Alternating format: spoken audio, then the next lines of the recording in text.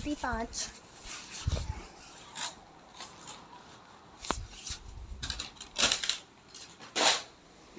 गिनती 5 का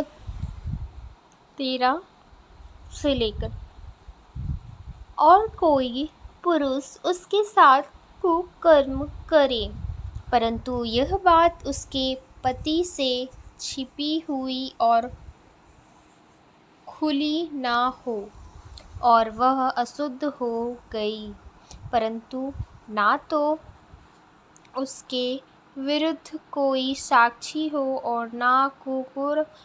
कुकर्म करते पकड़ी गई हो, और इसके पति के मन में जलन उत्पन्न हो, अर्थात वह अपनी स्त्री पर चलने लगे और वह अशुद्ध हुआ हो, वह उसके मन में जलन उत्पन्न हो, अर्थात वह अपनी स्त्री पर चलने लगे, परंतु वह अशुद्ध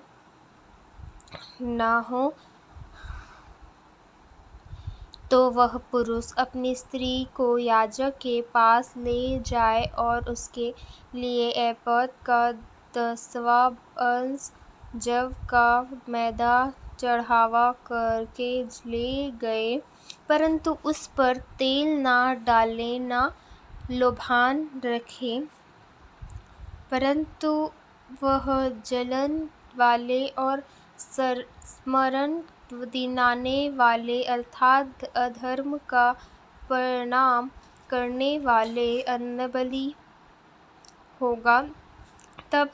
याजक उस स्त्री को समीप ले जाकर यहोवा के सामने खड़ी करे,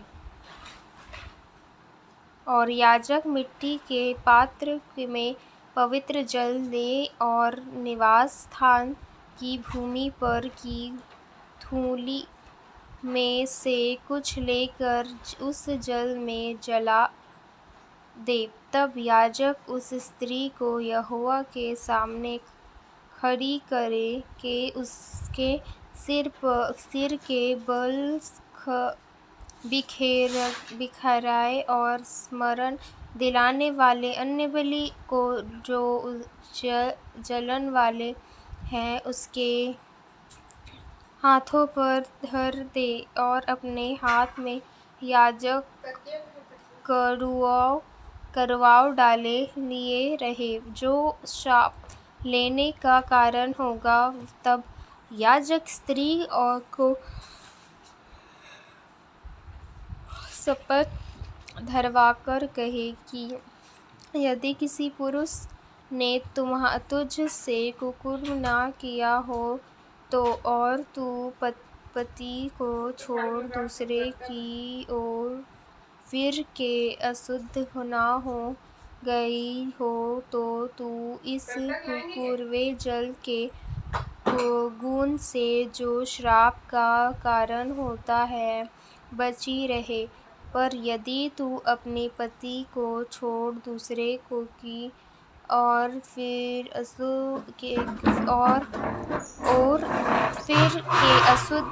अशुद्धताई हुई हो, और तेरे पति को छोड़ किसी दूसरे पुरुष ने तुझ से प्रसन्न किया हो, और याजक उसके श्राप देने वाले शपथ धरकर कहे, यहोवा तेरी जांघ सड़ाए और तेरे पेट फुलाए, और लोग तेरा नाम लेकर श्राप और अधिक दिया करें, अर्थात वह जल जो श्राप का कारण होता है तेरी अतड़ियों में जाकर तेरे पेट को फुलाए और तेरी जांघ को खड़ा दे। तब वह स्त्री कहे, आमीन आमीन। तब याजक श्राप के ये शब्द पुस्तक में लिखकर उस कुकर में जल से मिटा के उस स्त्री को वह कड़वा जल पिलाया जो श्राप का कारण होता है और वह जल जो श्राप का कारण होगा उस स्त्री के पेट में जाकर कुकड़वा हो जाए और याजक के स्त्री के हाथ में से जलन वाले अन्य बलि को लेकर यहोवा के आगे हिलाकर वेदी के समीप पहुँचाए और याजक उस अन्य बलि में से उसका स्मरण दिलाने वाले भाग अर्थात मिट्टी भर लेकर वेदी पर जलाया और उसके बदले स्त्री को वह जल पिलाए अर्थात जब जब उसे वह जल पिला चुके तब आदि वह अशुद्ध हुए हो और अपने पति का विश्वासघात किया हो तो वह जल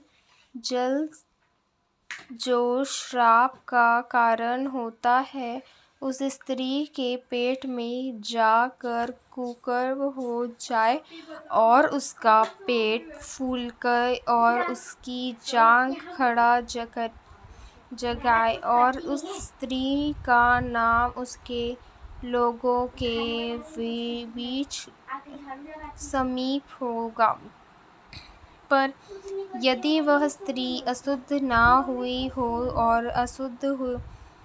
शुद्ध ही हो तो वह निर्दोष ठहरेगी और गंभीर हो सकेगी। जलन की व्यवस्था यही है, चाहे कोई स्त्री अपने पति को छोड़ दूसरे की ओर फिर के अशुद्ध हो, चाहे पुरुष के मन में जलन उत्पन्न हो और वह अपनी स्त्री पर चलने लगे तो वह उसके यहोवा के सम्मुख खड़ी कर दिया और याजक उस पर यह सारी अशुद्धताएं पूरी करे, तब पुरुष अधिकतम से बचा रहेगा और स्त्री